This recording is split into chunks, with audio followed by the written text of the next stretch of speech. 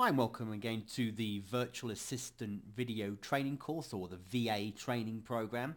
And let's look and get started in the first video about why you should consider hiring a virtual assistant and the types of tasks or jobs that they can do for you.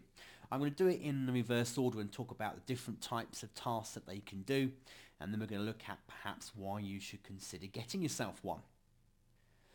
The great thing about virtual assistants is they come in all shapes and sizes, and they range in various different jobs and tasks that they can do. Some of them will be very basic, where they'll perhaps just set up some very basic information like logging or creating an article directory account and then adding them to the directories for you, and then when you send them new content, they'll then just go ahead and upload that for you. You might have someone that checks your emails for you and then sends on the important information and filters out the spam and the nonsense. You might have one that does secretarial type tasks for you, admin tasks for you. They might even do some article writing, content writing, proofreading. We're going to go through a list of the types of jobs now, but you get the idea as we go through that you will have some VAs that will be very advanced and will literally be your right hand in your business, and to the point of where they're literally a carbon copy of you and doing all the tasks that you're trying to do on your own right now. And then you'll have others that are very basic and will only ever be able to do basic tasks for you. Now, that's actually not a bad thing, because you can get those for two a penny and you can get them trained, and we'll show you later in the course how you do that, so that they do all the basic tasks that you just really don't want to be doing, and then you can forget about it and know that someone's taking care of it for you. So they can do basic things like secretarial admin type work. Some will do transcription services for you. Some might even do basic bookkeeping if you're using something like FreshBooks on the internet. So it's an internet hosted accounts package where you're billing clients or people or whatever, or you have a software that manages it and manages affiliate payments. You might even train a VA eventually when you trust them enough to even do some of those tasks for you. A virtual assistant doesn't have to necessarily be someone who does link building. They can actually be someone who literally does work on your business for you and assist you in getting productivity up, or helping process the things in your business that need to be done, like filing tax returns, etc., maybe doing faxes and emails, but allows you to focus on getting your actual business and growing it.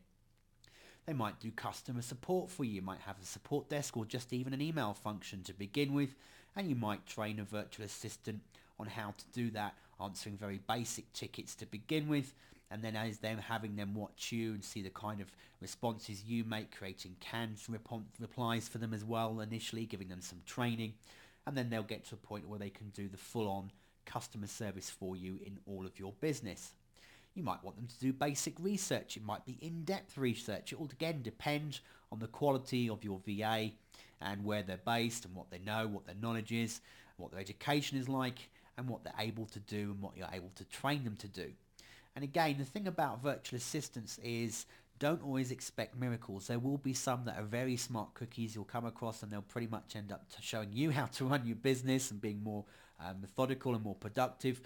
But in most cases, people need to have the input first. It's a little bit like the old comment about programming. The computer program is only good as the person who coded it to begin with. What I mean by that is if you give your virtual assistant really poor information, or worse still, just leave them to their own devices and say, yes, go off and post the directories for me, and don't explain anything else, the next thing you know is Google sandboxed you or slapped you or closed one of your accounts or all of your accounts, just because someone's made a very bad faux pas on your behalf. So always make sure that you're training the VAs to the standard that you want them to be and the quality of the work that you want them to deliver. You could have them doing article uploading, article spinning, even actually writing articles from scratch. Same with blog posting and writing blog posting, doing PR placement, or actually doing the distribution through content sites, maybe getting them to do classified advertising, admission to other directories and RSS feeds, getting you backlinking for you, basic SEO. And again, if you're actually thinking of outsourcing your SEO, please make sure you're very explicit and thorough in your training, because if you're not, you could end up having your sites banned and having a lot of problems then trying to build your business because of it. So don't just assume that somebody knows what they're doing. Even if they say they can do SEO, check and get lots of examples. You might get them to do your affiliate management. You might get them to just do the setting up. If you like flipping sites and blogs, you might just be getting them to set up the blog for you. You might be getting them to do proofreading or forum moderation or e-zine management or solo advertising management. You might have them doing database cleansing for you. Some will actually even do telesales for you or appointment getting, depending on where they're based and what their capability is. You might just get them doing the setting up of domains, setting up a hosting account, and then the domain name, service forwarding, etc. So that allows you to sell cheap services and have a VA do the basic grunt work in the background while you take the commissions for all the sites that you're having set up. You might just have them to upload files, be deleting files, zipping files, unzipping files, setting out different project files on your websites, managing your membership areas for you. You could have them doing emailing, faxing, filing, scanning. You could have them doing mail outs if you're sending out and you're collecting addresses. You might have them managing your travel arrangements if you travel a lot, if you're going around to seminars and meeting other people in your niche or within the industry. You could have them uploading videos to distribution sites or to your YouTube account. They could be fetching traffic stats reports from something like AW Stats and getting analytical data back from Google Analytics and then sending that to you, maybe compiling a weekly, monthly, even a daily report with the data that you've given them, and then giving them a report at the end of that time period that you specified so that you're up to date and know where your business is, but you're getting them to do all the gathering of data for you. You could even have them do some simple keyword research if you've got tools that you're using and there's good video training and showing them how to use it, and then you explain what it is you want and a breakdown. You could have someone going off and doing keyword research for you. So as you can guess, there is, and this is a very long list, but it's not by any means exhausted. There's a lot more here that they could be doing for you, but you get an idea that a virtual assistant literally can do anything pretty much that you would do in your job when it comes to your online business. And that's the great thing about a virtual assistant. If you're outsourcing the work, if you actually want to think about it from a point of view of cost, let's say, for example, you're selling in your business, you're selling products and you're selling affiliate products, and when you break it down to the hours per week that you currently work, let's say you spend only 60% of your week on administrative tasks that we've just gone through, and are willing to bet that you actually probably spend, if you're doing everything yourself, you're probably spending more time than that than you realize. But let's say you're spending 60% of your time and you do a 40-hour week on average, and in a 40-hour week you earn, let's say, $1,000 per week. So if you break that down into monetary terms to see if you can afford it, let's say you're making $1,000 a week then, and you work a 40-hour week, and your 40% of your time is productive, making things that make you money. The other 60% is doing admin. So if you're making $1,000 a week, 40% of that time means you're only productive for 16 hours of your week, and you're making around $62.50 per hour to get that $1,000 per week in revenue. So if you could free up the other 60% of your time by getting a virtual assistant to work for you on a part-time basis, or on a based on a 24-hour week, they would then be doing 24 hours per week, which will allow for the fact that they'll take longer initially than you do. Let's double it and say they're doing, or roughly double it and say it takes them a 40-hour week, and you're paying them $350 per week, which is a good income to be paying a VA, and because you can get them that per month if you look around.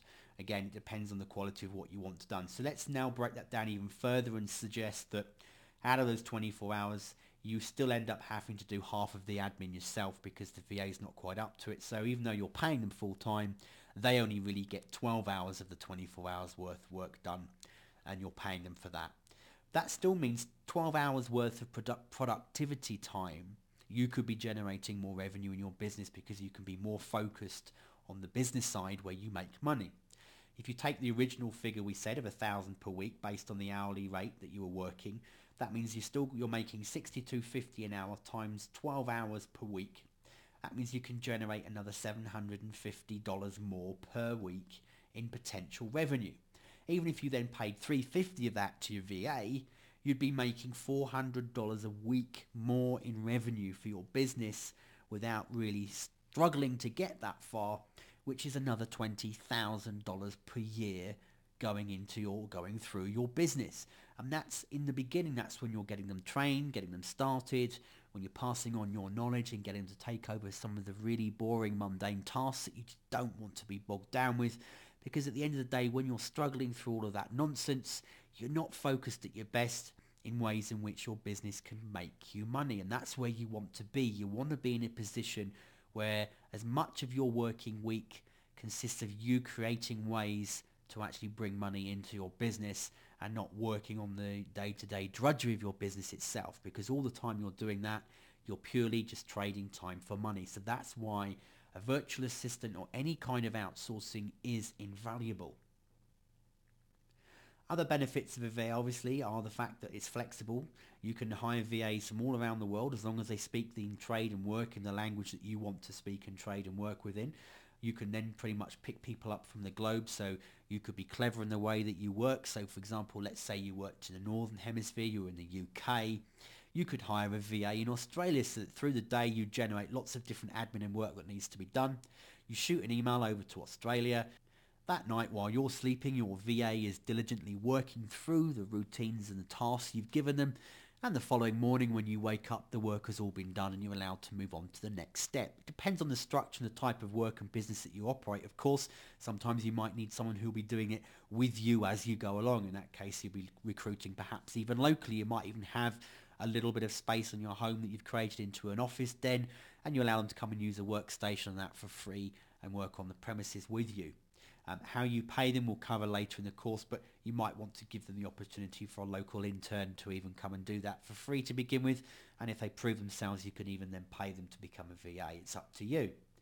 You don't really then have any sort of real office and setup costs. Other than that, if you want to let them share your premises that you're using, that's fine, but in most cases VAs are called VAs because they're virtual, which means you never see them. And that means they're covering their own costs for their own connection, internet, computers, software that they need, light, heat, everything else. And that way you're not worrying about the usual business costs associated with having an employee. These people are normally independent freelancers who will sort out all their own taxes and any other contributions that need to be paid in their local government wherever they are, which means you don't have to worry about that either. A VA also saves you money, as we've gone through here, we've shown, even if they're not actually producing money, as it were, in what they're creating. Just simply because of the tasks you're outsourcing to them, they're saving you money, which saves you time, which means it allows you to go ahead and make more money in your business. The other thing about a virtual assistant versus, say, maybe a temp, you might get a temp or just a freelancer or ad hoc through a forum or something. If you get a good VA, they'll stay with you, they'll work with you, which means you get a chance to build up a rapport, and then they will understand you and your work practices, and you get to learn more about them and their work practices, and you grow together. So a VA can be more valuable over time to you compared with, say, just a regular freelancer or outsourcing to anybody you would normally use. The other good thing about using a VA on a regular basis is generally if you're using a VA and not just a basic freelancer who's dotting all over the place but they're dedicated to working their time with you, they normally have more care about their work and their reputation, and they value it and they'll do the best job they can. And the reason for that is they're paying their own bills, their own taxes, their own costs. They want to remain in business and be getting paid. So they normally tend to be more loyal to you, and they actually quite often will be harder workers. But again, you need to do the groundwork when you're looking to recruit, because otherwise you could end up with a dead duck, and that won't help you in any way at all. As you go through this course, we're going to be talking to you about how to get it right and get the right people from the start. The other thing about a VA is there isn't any minimum maximum hours, so you might want to recruit a VA to begin with for 10 hours a week, maybe 10 hours a month. You might want someone 50 hours a week or 50 hours a month. It doesn't matter. There's no minimum and maximum requirements. If you use a temp agency, they normally want minimum hours. They cost more because there's a middleman involved. If you're using freelancers, they generally are always looking and getting other projects as well, where the VA might literally be someone who's working from home who just wants 5 hours a week to pay an extra bill that's going to be coming in all the time, and they only have that time. They only have a couple of hours through the evening when they work. Maybe once the kids are in bed, it's 10 o'clock at night, they'll work for 2 hours, but that fits them perfectly. It fits your needs perfectly. You can find the person that way, and then you're both happy and you're both quite good working together and getting the jobs done that need to be done. So overall, at the end of it, a VA can be extremely valuable to your business, and there's As we've covered, there's lots of tasks that they can carry out for you and be doing. What you want to do is make sure that you're training them effectively to get the best out of them. In the next video, we're going to talk about how long does each task take for a virtual assistant and the way you can ensure that you get it right from the first day that they ever start working for you. And you can even set up a test campaign for somebody in order to make sure they're clear at following instructions and able to carry out the tasks as you've stipulated. And in the next video, we're going to go through what you need to look for and how you go about setting that up to make sure it works for you. I'll see you in the next video.